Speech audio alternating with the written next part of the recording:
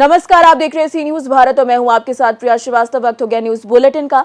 इस news bulletin में बात करेंगे भदोई की, जहां बच्चों को ले जा रही स्कूल वैन पलटी। आगे चर्चा करेंगे कौशाम्बी की, जहां वक्फ बोर्ड की जमीन पर बड़ी कार्यवाही की गई। साथ ही चर्चा करेंगे कानपुर की, जहां फ्री दवा और चेकअप ऑपरेशन का कैंप लगाया गया।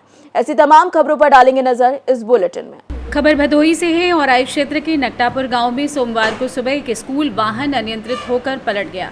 इसमें सवार 12 बच्चों में से 3 बच्चे चोटिल हो गए। घायल बच्चों को परिजनों द्वारा प्राइवेट हॉस्पिटल में इलाज कराया गया। बच्चों को इलाज के बाद परिजनों द्वारा घर ले जाया गया। घटना को लेकर पूरे जनपद में चर्चा बनी रही। घटना के बाद घायल बच्चों के परिजनों द्वारा औराई कोतवाली में कोई तहरीर नहीं दी गई है। मालूम हो कि औराई क्षेत्र के नकटापुर गाँव में संचालित बेसिक स्कूल की स्कूल गाड़ी का चालक बच्चों को लेकर स्कूल से कुछ दूरी पर पहुंचा कि गाड़ी असंतुलित होकर गड्ढे में चली गई, जिससे बैठे 12 बच्चों में से 3 बच्चे, रोशनी उम्र 7 वर्ष, सनी उम्र 9 वर्ष, पवन उम्र 12 वर्ष, पुत्र धीरज चोटिल हो गए। तुरंत स्थानीय लोगों ने बच्चों को स्कूल वाहन से बाहर निकाला। इस घटना के बाद सोमवार की सुबह करीब 7:30 बजे अफरा तफरी का माहौल हो गया। घटना की जानकारी होने पर औराई पुलिस मौके पर पहुंचकर जांच पड़ताल करने में जुट गई। राजेश कुमार। और स्कूल का नाम क्या है? स्कूल नाम है बेसिक एजुकेशन। और क्या मामला है इसका? मामला से उधर से जो है गाड़ी आ रही थी, उसमें 2-3 बच्चे बैठ गए थे, 2 बच्चे, और जरा एक क्रॉसिंग था, इसमें एक कुत्ता आ गया सामने। वो ड्राइवर या हाँ, वो गाड़ी जो है ड्राइवर जो है वो थोड़ा सा क्रॉसिंग चक्कर में चला गया कुछ खा ले, और बच्चे भी सेफ हैं। बच्चे अपने घर भी गए, उनके गार्जियन आगे घर लगे हैं। ये गाड़ी आपके विद्यालय की थी? प्राइवेट गाड़ी? नहीं, प्राइवेट विद्यालय गाड़ी नहीं थी। मतलब वो गाड़ी आ रही थी? हाँ, गाड़ी आ रही थी, गाड़ी विद्यालय से नहीं। बच्चों को बच्चों को बैठा ली थी बस। तो बच्चों को चोटें आई हैं? हल्का चोटी आई और बच्चे उनके माता पिता घर भी ले गए। वो ट्रीटमेंट करा के हल्का फुल्का बच्चे घर गए। बच्चों का नाम क्या है? तीनों का नाम जानकारी है? नाम जानकारी नहीं है, कौन से बच्चे बैठे कैसे इसको। भदोई से सी न्यूज संवाददाता प्रदीप की रिपोर्ट। खबर कैमूर जिले से है, जहां रामपुर प्रखंड में करमचट थाना क्षेत्र अंतर्गत नैसीजा गांव स्थित दुर्गावती नदी में 65 वर्षीय वृद्ध सुदर्शन शर्मा, जो शुक्रवार को स्नान करने के दौरान पैर फिसलने में डूब गए थे। लोगों को जानकारी मिलने के बाद खोजबीन शुरू की गई, लेकिन 52 घंटे के बाद भी कुछ भी नहीं पता चला।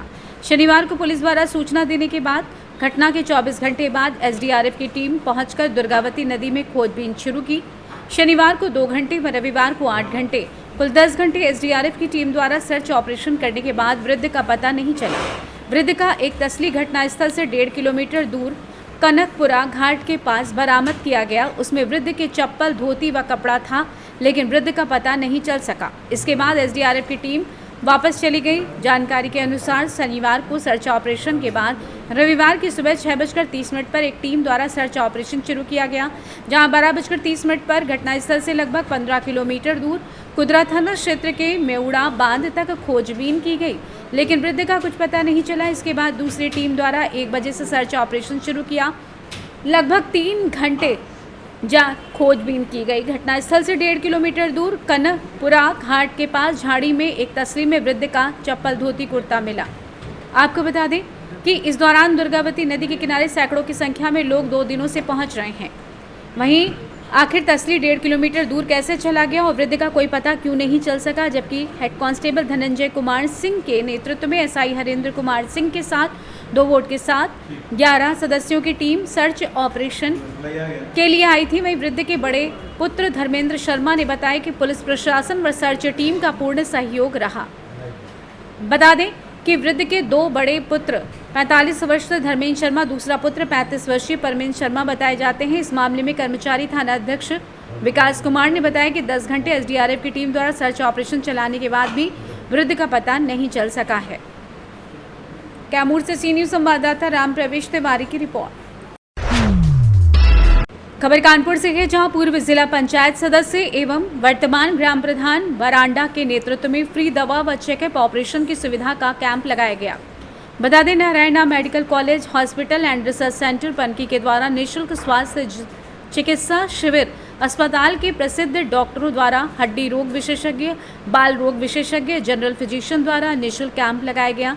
सभी मर्ज की दवा व चेकअप व ऑपरेशन निःशुल्क स्वास्थ्य परीक्षण कैंप में उपलब्ध है।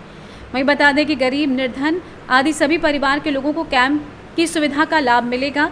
मेडिसिन, गला, लीवर, हड्डी, कान, बवासीर, चर्म रोग, दंत रोग का इलाज, CBC, blood sugar, BP, malaria, typhoid, blood group आदि सभी की निःशुल्क जांचें की जाएंगी। डॉक्टर ब्रजेश कुमार का अनुरोध है कि समस्त क्षेत्रवासी निःशुल्क कैंप का लाभ उठाएं। डॉक्टरों के द्वारा करीब 600 लोगों को फ्री ऑपरेशन की सुविधा एवं दवा जांच का लाभ मिलेगा। रंजी, आज आपके द्वारा जो एक कार्यक्रम किया गया है, इसका क्या उपलक्ष्य रहा है, क्या कुछ इसका उद्देश्य है? पहले तो आपका भाई नमस्कार। और भाई ये हमारे यहाँ विशेष अनुरोध पर मैंने उन लोगों से, हमारे जो नारायणा मेडिकल कॉलेज है कानपुर कल्याणपुर, जो पनकी नाम से जाना जाता है, इससे मैंने विशेष अनुरोध किया। तो उस अनुरोध पर यहाँ पर हमारे यहाँ कैंप का आयोजन तरह तरह के हुआ करते हैं वर्ष में। तो उसी प्रकार ये भी आयोजन हुआ है, जिसमें हमारे MBBS डॉक्टर से लेकर पूरी टीम आई है, जिन्होंने कान, गले, दांत, BP, शुगर और हड्डी से और ऑपरेशन से संबंधित यहाँ पर उन्होंने चेकअप किए हैं, जिसको कुछ लोगों ने यहाँ पे अपना रेफ़र के माध्यम से अपने अस्पताल को भेजा है। लगभग यहाँ पर कितने आज मरीजों ने जांच से लेकर लोगों ने फ़ायदा उठाया? यहाँ बहुत बढ़ चढ़ के लोगों ने हिस्सा लिया, सैकड़ों की तादाद में लोग आए, तो के संख्या करीब 600 के आसपास होगी, जो यहाँ पर लोगों ने अपना दवा लिया और यहाँ पर फ्री में उनका जांच हो रही है, फ्री में इलाज हो रहा है, फ्री में दवा दी गई है। और आगे जो वहाँ ऑपरेशन कराएंगे वो भी वहाँ पर उन्हें दवा छोड़ के बाकी सब फ्री रहेगा। कानपुर से सी न्यूज़ संवाददाता मोहम्मद आफाक की रिपोर्ट। खबर कौशाम्बी जिले से, जहां वक्फ बोर्ड की भूमि पर 1 साल पहले हुई कार्रवाई पूरे यूपी के लिए नज़ीर बन सकती है। दरअसल यहां साल भर पहले 96 बीघा जमीन को वक्फ बोर्ड से आज़ाद कराया गया था। अब पूरी प्रक्रिया का ब्यौरा शासन से मांगा गया है, जिस पर 6 बिंदुओं पर प्रस्ताव भेजा गया है। माना जा रहा है इसी आधार पर दूसरे जिलों में भी वक्फ बोर्ड की संपत्ति पर कार्रवाई हो सकती है। सिराथू तहसील के कड़ाधाम में 96 बीघा जमीन का प्रकरण वर्ष 1950 से कोर्ट में चल रहा था, लेकिन निस्तारण नहीं हो पा रहा था। पिछले वर्ष मामला तत्कालीन ADM न्यायिक डॉक्टर विश्राम की कोर्ट में चला गया, जिसमें शासकीय अधिवक्ता शिवमूर्ति द्विवेदी ने प्रकरण की गंभीरता से अध्ययन किया। इसके बाद कार्रवाई शुरू की गई। सभी बिंदुओं की बारीकी से छानबीन करने के बाद आखिरकार वक्फ बोर्ड से 96 बीघा जमीन 1 साल पहले वापस ले ली। इस जमीन को सरकारी खाते में दर्ज करा दिया गया। अब इस पूरी प्रक्रिया से संबंधित ब्यौरा शासन ने मांगा है। आइए जानते हैं इस विषय में शासकीय अधिवक्ता शिवमूर्ति द्विवेदी एवं DM मधुसूदन हुलगी ने और क्या कुछ कहा। सर, कौशाम्बी के कड़ाधाम इलाके में 96 बीघे वक्फ बोर्ड की संपत्ति को जब्त किया गया है, क्या है पूरी कार्रवाई? ये वक्फ बोर्ड में पहले रजिस्टर्ड था, फिर जब DDC न्यायालय में वाद चल रहा था, उससे ये पता चला कि ये बहुत सारा ज़मीन ग्राम समाज की ज़मीन थी, और उसमें ये पता लगाया कि क्या किस श्रेणी में दर्ज था, और क्या ग्राम समाज की ज़मीन थी, क्या काश्तकारों की ज़मीन थी। इस समस्त बिंदुओं पे जब DDC न्यायालय से ये परीक्षण किया गया कागज़ों का, उसके क्रम में न्यायालय से आदेश भी हुआ कि ये ग्राम समाज की ज़मीन है। तो इसलिए 96 बीघा की ज़मीन है, जिसको वापस ग्राम समाज की ज़मीन में दर्ज किया गया, जो पहले वक्फ बोर्ड के इसमें दर्ज था। इस जो जब्त की गई ज़मीनें हैं जिस पर कब्जा है, क्या कब्जा हटाने की कार्रवाई की जाएगी? बिल्कुल, अगर ग्राम समाज की ज़मीन में अगर दर्ज होते ही उस पर कार्रवाई होगी, और जो भी हमारे ग्राम समाज की ज़मीन है उसको ग्राम समाज की ज़मीन के ही नियत किया जाएगा, और जन के हित में ही उसको उपयोग किया जाएगा। भारत सरकार जो है वक्फ बोर्ड की संपत्तियों के विषय में एक नया बिल लाने का प्रस्ताव किया है, जिसमें संपूर्ण भारत के बुद्धिजीवी वर्गों से सुझाव मांगे गए हैं। विशेष तौर पे जो न्याय विधि से संबंधित है उस पे सुझाव दिए गए हैं। मैं भी अपने पर्सनल कैपेसिटी से, सरकारी अधिवक्ता के नाते नहीं बल्कि व्यक्तिगत कैपेसिटी से 4 सुझाव हमने भी भेजे हैं, और हमको जो वहाँ से रिस्पांस आया है वो ये कहा गया है कि आपकी बात विचार के लिए स्वीकार कर ली गई है। जहाँ तक ख्वाजा कड़क शाह कड़ा की वक्फ संपत्ति का मामला है, वर्ष 2022 में तत्कालीन अपर जिलाधिकारी न्यायिक द्वारा 96 बीघे ज़मीन राज्य सरकार में वेस्ट किए हैं, और ये मुकदमा 1946 से चल रहा था। इसमें कहा गया था कि अलाउद्दीन खिलजी द्वारा माफ़ीनामा के तहत हमको ये ज़मीन मिली थी। कौशाम्बी से सी न्यूज़ संवाददाता इम्तियाज़ अहमद की रिपोर्ट। खबर रोहतास से है। भाजपा नेत्री व MLC निवेदिता सिंह ने सदर अस्पताल सासाराम में आयुष्मान कार्ड के विशेष अभियान की शुरुआत की। वहीं भाजपा के MLC निवेदिता सिंह ने बताया कि प्रधानमंत्री सबका साथ सबका विकास का ख्याल रखते हुए आयुष्मान कार्ड में कुछ विस्तृत बढ़ोतरी की है। अब आयुष्मान कार्ड वैसे लोगों का भी बनेगा जिन पुरुषों की आयु 70 वर्ष तथा जिन महिला की उम्र 60 वर्ष हो गई है। राशन कार्ड नहीं होने पर भी आयुष्मान कार्ड के लिए वैसे छूटे लोगों का रजिस्ट्रेशन विशेष अभियान के तहत किया जाएगा, जिसको लेकर 23 से 25 सितंबर तक विशेष अभियान के तहत कार्ड निर्माण कार्य शुरू किया गया। सदर अस्पताल सासाराम में आज इस अभियान की शुरुआत की गई, जहां अस्पताल अधीक्षक डॉक्टर अशोक कुमार, भाजपा प्रवक्ता इंजीनियर पुलकित सिंह, प्रभाकर तिवारी सहित आदि आयुष्मान से जुड़े अन्य कर्मी भी मौजूद रहे। आइए जानते हैं इस विषय में भाजपा एमएलसी निवेदिता सिंह ने और क्या कुछ कहा।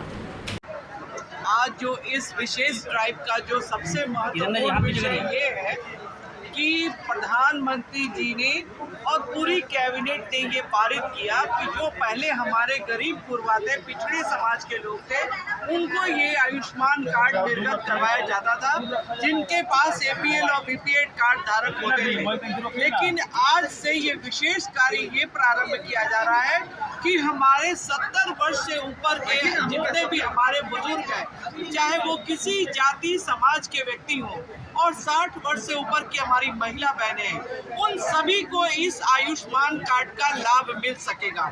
और अब तक जो हमारे 10 करोड़ भारत की जनता इस आयुष्मान कार्ड का लाभ ले चुकी है, आज इस आयुष्मान कार्ड के 6 वर्ष पूर्ण होने पे जो कोविड काल में इसका लाभ 18 से जो ये हमारी योजना प्रधानमंत्री जी की बहुत ही प्रमुख योजना थी, जो हमारे गरीब बंधु इलाज के अभाव में अपनी जान अस्पतालों में दे देते थे, आज उनको 5 लाख रुपए की राशि जो आयुष्मान कार्ड के द्वारा निर्गत की जाती है उसका लाभ लोग उठा सक रहे हैं। और आगे भी 70 वर्ष के हमारे बुजुर्ग और 60 वर्ष की हमारी महिलाएं आज हर जगह हर विधानसभा में पूरे बिहार में और पूरे देश में ये कैंप लगाकर हमारे देशवासियों को ये सुविधा और लाभ देने का काम हमारे देश के यशस्वी प्रधानमंत्री आदरणीय नरेंद्र भाई मोदी जी करने जा रहे हैं। और अब समस्त अपने रोहतास जिले के वासियों से ये आग्रह करना चाहूंगी कि जो इसका लाभ ले चुके हैं और जो लाभ नहीं ले हैं वो भी आज आकर अपना रजिस्ट्रेशन करवाकर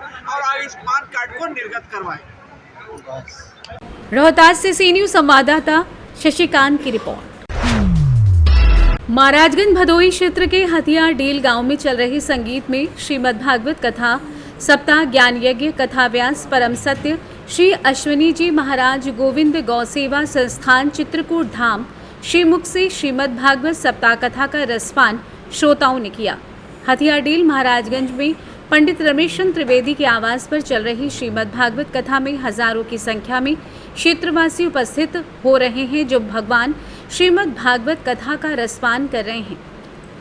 जब यहाँ से कुछ ना साथ होगा 2 गज कफन का टुकड़ा, बस यही साथ होगा। राम सिया राम जय जय राम, अर्थात जो जैसा कर्म करेगा वैसा फल पाएगा। मनुष्य को किसी की निंदा नहीं करनी चाहिए, निंदा करने वाला मनुष्य स्वयं हंसी का पात्र होता है। मनुष्य के जीवन में लक्ष्य बहुत जरूरी है, बिना लक्ष्य के जीवन अधूरा है। तेरी जटा से भगवान बहती है गंगाधारा, ओम नमः शिवाय बोलो ओम नमः शिवाय। श्री कृष्ण गोविंद हरि मुरारी नाथ नारायण वासुदेव श्रोताओं में झूमकर भजन गाया। वहीं पंडाल में बैठे हुए सभी श्रोता मगन हो गए। इस मौके पर उपस्थित रहे विनोद त्रिवेदी, आशीष द्विवेदी, प्रधान राजेंद्र दुबे, विद्याशंकर पांडे, महेंद्र शुक्ला, सुभाष दुबे, पंडित रमाशंकर दुबे, अंजनी शुक्ला आदि तमाम क्षेत्रीय लोग उपस्थित रहे। भदोही से सी न्यूज़ संवाददाता सुनील दुबे की रिपोर्ट। बिहार में बढ़ते अपराध की घटना को लेकर सिकटा के माले विधायक वीरेंद्र गुप्ता ने सरकार पर जमकर निशाना साधा है। बगहा पहुंचे महागठबंधन के विधायक ने कहा कि बिहार में बीजेपी और जेडीयू की सरकार के संरक्षण में अराजकता का माहौल है, तभी तो लगातार अपराध की घटनाएं घटित हो रही हैं। वहीं नालंदा, मसोढ़ी और धनरुआ के अलावा बगहा में भी मॉब लिंचिंग जैसी घटना को अपराधी अंजाम दे रहे हैं। पुलिस तमाशबीन बनी हुई है। दरअसल बगहा नगर थाना क्षेत्र के मस्तान टोला निवासी दंपति इमरान और हसीना अजमेर से मजदूरी कर बीते 16 सितंबर को अपने घर लौट रहे थे। इस दौरान पति पत्नी के साथ असामाजिक तत्वों ने मारपीट कर छिनतई की, जिसको लेकर पुलिस की ओर से मामले में गंभीरता नहीं दिखाई गई। आरोप है कि मॉब लिंचिंग की इस घटना में पुलिस ने पीड़ितों से बयान बदलवा लिया है और केस में जिस धारा के तहत कार्रवाई होनी चाहिए वो नहीं हुई है। लिहाजा माले विधायक ने पुलिस की कार्रवाई पर सवाल खड़े किए हैं और बगहा एसपी सुशांत कुमार सरोज से मिलकर पीड़ित परिवार को इंसाफ दिलाने की बात कही है। आइए जानते हैं इस विषय में माली विधायक सिकटा वीरेंद्र गुप्ता ने आगे और क्या कुछ कहा। चौतरफा अपराध की घटनाएं जो है लगातार बढ़ती जा रही है और ये इधर में आप लोगों ने देखा कि कैसे नवादा जिले में दलितों के घरों को जला दिया गया, कैसे गया में लगातार वहां पर दलितों पर हमला की घटना है, जो समाज के कमजोर वर्ग के लोग हैं उन पर घटना है। और कई तरह की पटना के मसौड़ी में, ये धनरुआ में आपने देखा कि वहां भी मॉब लिंचिंग की घटना हुई।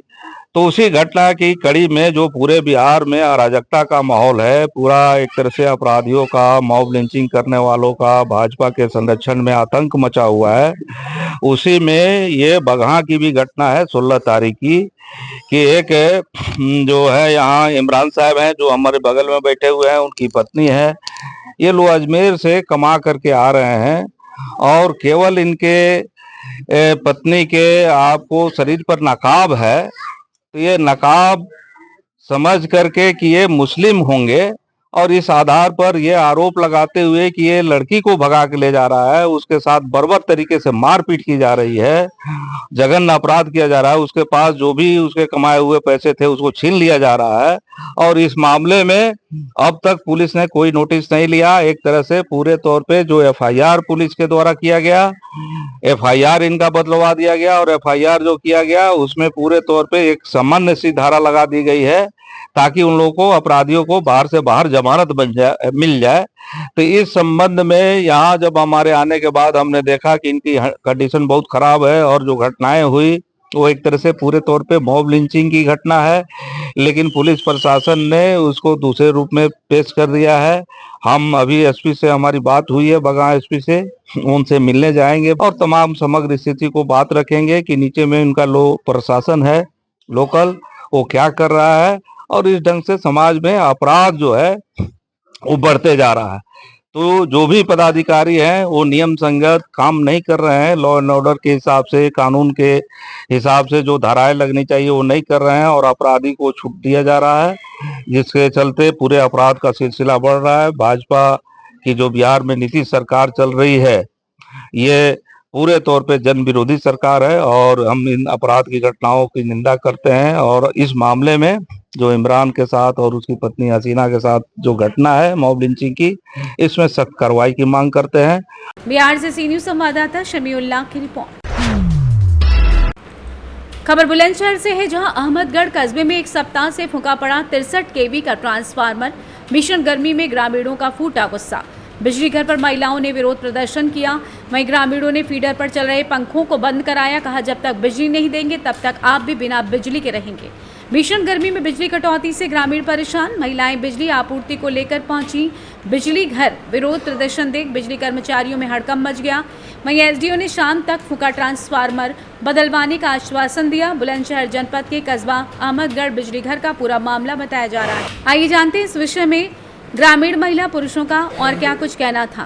नाम है आपका? मेरा नाम मोहित चौहान है, ग्राम प्रधान फतेहगढ़। अच्छा, आप आज लोग बिजली घर पे अहमदगढ़ पे एकत्रित हुए हो जी? क्या कारण है? कारण ये है कि पिछले लगभग 10 दिन से लाइट नहीं है। टावर वाला मोहल्ला पड़ता है, जिसकी अभी सोनू भाई का मेरे पास कॉल गई, मैं तो उनके फोन सुनते तुरंत आया। अब यहाँ ये बात करिए, एसडीओ साहब कह रहे हैं कि बिजली नहीं आ रही है, तो कोई दिक्कत नहीं है। मैंने दिक्कत क्यों नहीं है कि उनका बिल तो नहीं आ रहा। जब बिल नहीं आ रहा तो क्यों नहीं आ रहा भाई? बिल तो जब भी तो आएगा जब बिजली आएगी। जनता परेशान है, तुम 10 दिन घर में बैठे हो, बताओ, सारे लोग रोड बैठे हैं। अच्छा, जिस तरह से बीमारी भी फैली हुई है, बहुत ज़्यादा गर्मी है और बिजली नहीं आ रही है, तो लोगों को किस तरह की समस्या आ रही है? पूरी समस्या है, समस्या ही समस्या है। जब बिजली नहीं होगी तो सारी जो मलेरिया है, बुखार है, ये सब कुछ चल रहा है, तो क्या होगा बताइए? जनता परेशान है, बीमार होगी। अच्छा, जिस तरह से आप लोग यहाँ धरना दे रहे हैं, अगर बिजली नहीं आती है तो क्या धरना रहेगा आपका? धरना 10 दिन तक रहेगा। या तो ट्रांसफार्मर आ जाएगा, नहीं आज नहीं आएगा तो धरना पूरा चलता रहेगा। पूरा प्रशासन सुन ले इस बात को, ठीक है? मेरे एक्शन साहब से अभी फोन नहीं उठा रहे हैं, 2 बार बात हो चुकी है, बात नहीं हो पाई है 2 बार से, ठीक है? एसडीओ साहब ने भी एक बार बात हुई है, वो कह रहे हैं कि आज आ जाएंगे, आश्वासन दे रहे हैं हमारे लिए। तो आपको साहब मौके पे है नहीं? आपको लगता है कि जनता बहुत परेशान है? जनता परेशान है, जब तो यहाँ आई है भाई, जनता जब तो यहाँ पे है, परेशान है। बुलंदशहर से सी न्यूज संवाददाता अदनान इबाद की रिपोर्ट। रामनगर थाना क्षेत्र के तौलाहा पंचायत के दुलिया बभनी गांव में दबंगई दिखाते हुए 2 दर्जन लोगों के साथ हथियार के बल पर जमीन कब्जा करने और विरोध करने पर जाति सूचक गाली देते हुए मारपीट करने के मामले में रामूसा गोंड पिता सत्यनारायण गोंड ने अपने ही गांव के कुशवाहा परिवार के 2 दर्जन लोगों पर जमीन कब्जा करने, जाति सूचक गाली देते हुए मारपीट करने और जान से मारने की धमकी देने का आरोप लगाने के मामले में प्राथमिकी दर्ज कराई है। पीड़ित रामसा गोंड ने बताया कि जमीन कब्जा करने का विरोध करने पर हम लोगों को बेरहमी से मारा पीटा गया और जान से मारने की धमकी दी जा रही है। उक्त मामले में प्राथमिकी दर्ज कराई गई है, लेकिन प्रशासन द्वारा कोई कार्यवाही नहीं हुई, जिससे दोषियों का मनोबल बढ़ा है। मैं रामू गौड़, ग्राम देवलिया बबनी, थाना रामनगर का निवासी हूँ। मेरे घर के दरवाजे के सामने जो मेरा खरीदी हुई ज़मीन थी, उस पर कुशवाहा जातियों ने 20 से 25 लोगों ने मध्य रात्रि दिनांक 19/9/2024 को रात्रि 12 बजे आकर मेरे ज़मीन को छेकने लगे, घर बनाने लगे। जब हम लोग जाके देखे कि मेरे ज़मीन पर ज़बरदस्ती घर बना रहे हैं, हम लोग माना करने लगे, तो हम लोग सभी मेरे घर परिवार का घेर कर मारने लगा, पीटने लगा। फिर रात्रि 112 डायल गाड़ी आई और प्रशासन मुझे और मेरे परिवार को हॉस्पिटल में भर्ती कराया, इलाज कराया। फिर हम थाने आए। थाने जब हमने आवेदन दिया, FIR कराया, वहाँ से फिर घर गया। घर जाते वक्त रास्ते में भी घेर कर मुझे मारा पीटा और पीटने के बाद बोला कि साला तू जाकर केस किया है, तुम्हारा मन बढ़ गया है, तुम SST होकर तुम्हारा मन बढ़ गया है, तुमको यही हाल करेंगे कि तुम ही समझे, तुम्हारा पूरा खानदान जानेगा। फिर भी मैं प्रशासन के पास आया, फिर ये मैंने बात बताया प्रशासन के, मेरे साथ ऐसे ऐसे सुलूक किया गया। फिर भी प्रशासन बोला कि ठीक है तुम जाओ, तुम्हारे साथ जो भी है हम देख लेंगे। फिर भी आज तक मेरे प्रशासनिक कार्रवाई अभी तक नहीं हुआ। पश्चिमी चंपारण रामनगर से सी न्यूज़ संवाददाता पीताम्बर शर्मा की रिपोर्ट।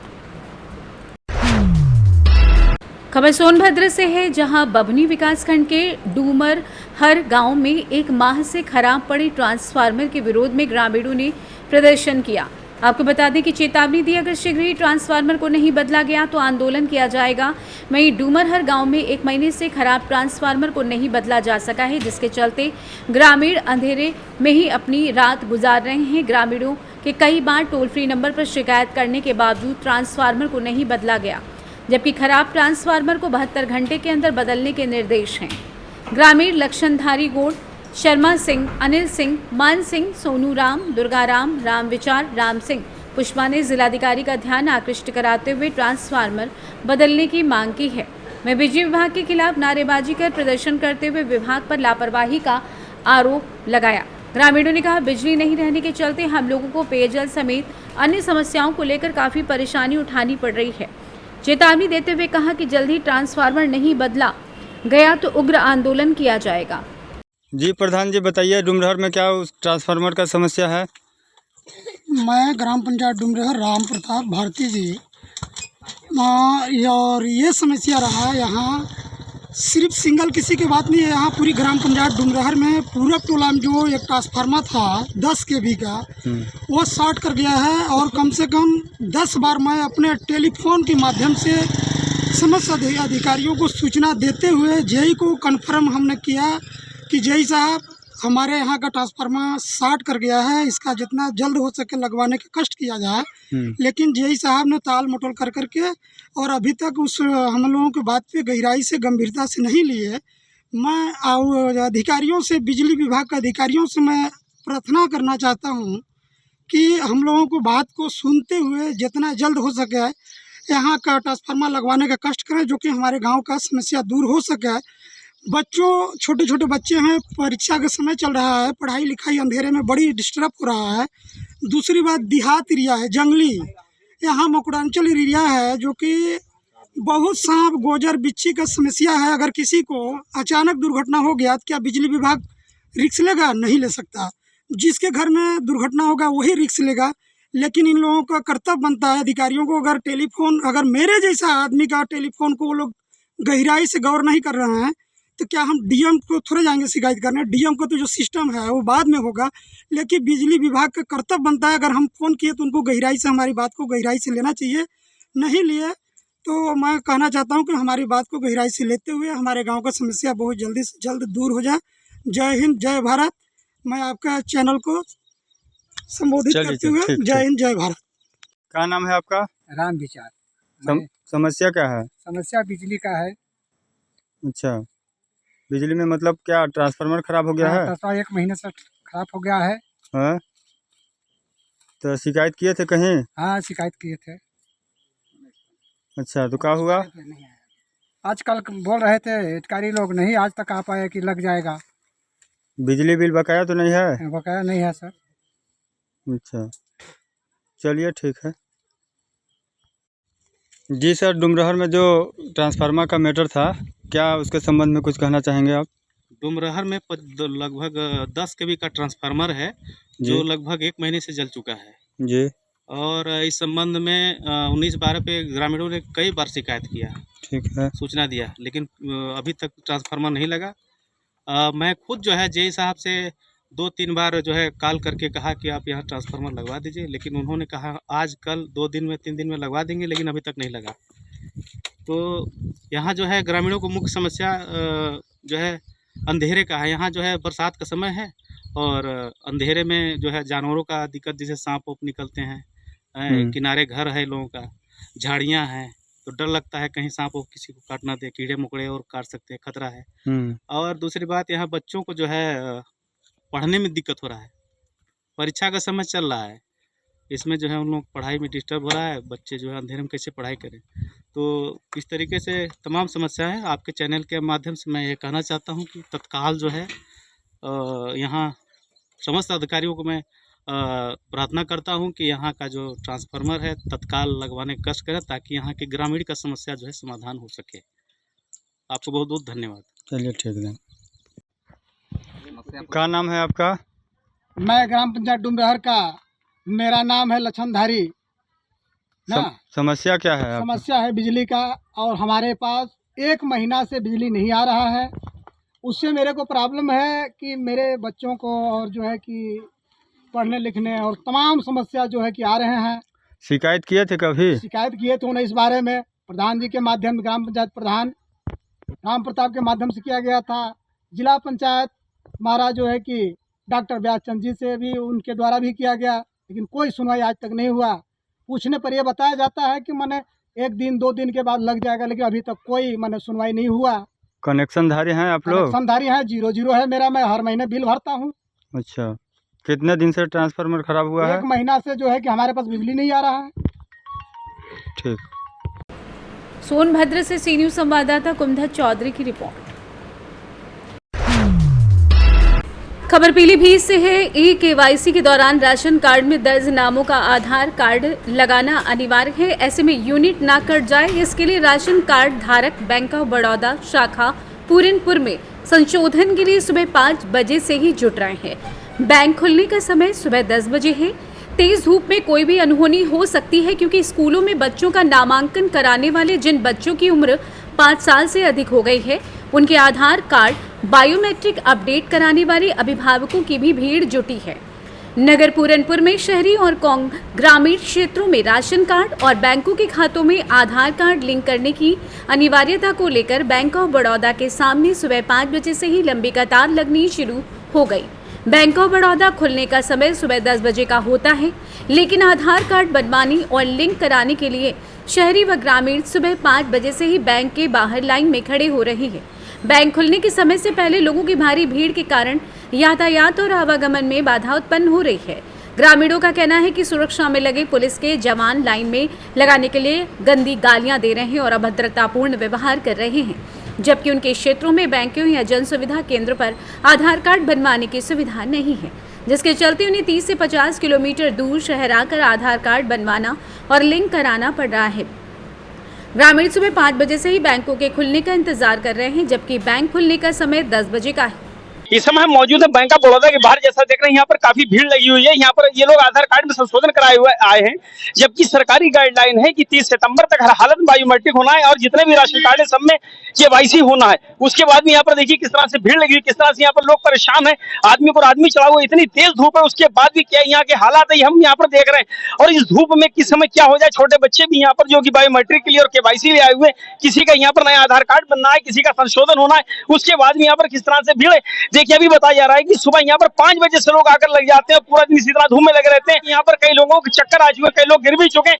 उसके बाद भी सरकारी गाइडलाइन क्या कहती है यहाँ पर हम नहीं बता सकते हैं आपको, क्योंकि ये सरकार ने जो भी किया अच्छा नहीं किया है। यहाँ पर लोगों से आइए हम यहाँ पर जानते हैं कि आखिर क्या मामला, किस तरह से यहाँ पर भीड़ लगी हुई है। 4 बजे सुबह के 4 बजे? हाँ हाँ। अच्छा, तो उसके बाद यहाँ पर क्यों आए हुए हो आप? यही संशोधन करवाने आए हैं, लगवाने। मतलब किस चीज में संशोधन करवाना है? हाँ हाँ। किस चीज में संशोधन करवाना है? ये अंगूठे वाली, गले वाली, पर्ची वाली। अच्छा अच्छा। देखिए हमारे साथ यहाँ पर एक साहब और हैं, ये बताएंगे आखिर किस वजह से यहाँ पर आए हुए हैं। इनसे हम जानते हैं कि ये संशोधन करने आए, ये आधार कार्ड बनवाने के लिए आए हो, क्या वजह है? हम लोगों से कभी 1 महीने से कहा जा रहा है कि करीब 23 तारीख को यहाँ आना और हम तारीख देंगे। कभी 4 बजे 5 बजे से लोग यहाँ भीड़ लगाए खड़े हुए हैं और जिन आई तो जो पीछे से भेजते हैं, कभी उस गली में भेजते हैं कि लाइन लगाओ, वहाँ लोग जाते हैं और वहाँ से जो पीछे बैंक से फिर टोकन बांटने लगते हैं। लोग जब यहाँ पर लोग भजते हैं तो एक दूसरे से डंडे दिखाते हैं, कहीं मतलब तानते हैं, धकते हैं पुलिस वाले, तो एक सहायता करने की वजह से लोगों को धकते हैं और प्रताड़ित करते हैं लोग कि भाग जाओ मातर चो, तो यहाँ से कोथड़ी वालों यहाँ क्या करने आए, जबकि गाली नहीं वो गाली देते हैं इसी प्रकार से, जबकि 1.5 महीने से जो बता रहे हैं कि 23 तारीख को आना, हम 9 बजे से 9:30 बजे से टोकन बांटेंगे, लोग लाइन लगा लेना आप। और जबकि ये टोकन नहीं बांट रहे हैं, जनता को प्रताड़ित के, जबकि यहाँ पर औरतें हैं वो धूप से घामे में गिर रही हैं और परेशान हो रही हैं, पानी तक को तरस रही हैं यहाँ पर हैं जो, और यहाँ पर जो मजे ले रहे हैं कि वहाँ कहते उधर लाइन लगाओ। क्या नाम है आपका, कहाँ क्या रहने वाले? हम लाहा के रहने वाले, हमारा नाम महेश कुमार है। ठीक है, जैसा कि अभी महेश कुमार ने बताया कि हम यहाँ पर लगी हुई, यहाँ पर हमारे साथ में काफी परेशानी आ रही है यहाँ पर, हम जानते हैं। अभी एक साहब और बोल रहे थे ना, क्या दिक्कत है? सर जी 6 महीने से दौड़ रहे हैं, कोई सुबह से खाना भी नहीं खाया है। आधार कार्ड के अपडेट करवाने के लिए आए थे। आप कहाँ के हो, कहाँ के रहने वाले हो? हम गुरड़ा के रहने वाले हैं। गुरड़ा, ये पीछे जो लग जाता है भगवंतापुर के पास? जी जी। ठीक है, धन्यवाद। रेडी है? क्या नाम है आपका? अकीसा। आप यहाँ पर क्यों आई हुई हो? अब बच्चन के अंगूठे नहीं लगे, वही लगवाने के लिए आए हैं। मतलब किस चीज में अंगूठे नहीं लगे हैं? जैसे गल्ला नहीं मिल रहा है, अंगूठे लगवा, गल्ला नहीं मिल रहा है, अंगूठे लगवाओ तब गल्ला मिलेगा। इनसे 3 बार लौट चुके हैं आधार कार्ड में। हाँ। क्या नाम है? शहनाज। आप यहाँ पर क्यों आई हुई हो? यही गल्ला के मारे आए हुए हैं, अंगूठा नहीं लग रहा है, न टोकन मिल रहा है। सवेरे के 5 बजे के खड़े हैं, रात के। बोलेंगी। क्या नाम है आपका? हमारा प्रभा देवी। आप कहाँ की रहने वाली, यहाँ पर क्यों आई हुई हो? आधार कार्ड के फिंगर लगवान। किसके होना है? किसके घर वाले लाई हो? किसके? हमारे बच्चे। देखिए इनके साथ में छोटे छोटे बच्चे भी यहाँ पर मौजूद हैं। इतनी तेज धूप में यहाँ लोगों ने पर्ची लड़के ले ली, हमको मिली भी तक ना। आदमी लोगों ने ले ली, आदमी आप कब की आई हुई हो? 5 बजे के आए हुए हैं, लाइन में लगे हैं और परेशान है। आधार नहीं अपडेट दे रहा है, न टोकन दे रहे, टोकन लिए बुलाया आज 23 तारीख दिया टोकन में और टोकन नहीं ले रहे हैं। पीलीभीत से सी न्यूज़ संवाददाता हैदर खान की रिपोर्ट। फिलहाल इस बुलेटिन में इतना ही। देश दुनिया की बाकी खबरों के साथ जुड़े रहने के लिए आप देखते रहिए सी न्यूज़ भारत।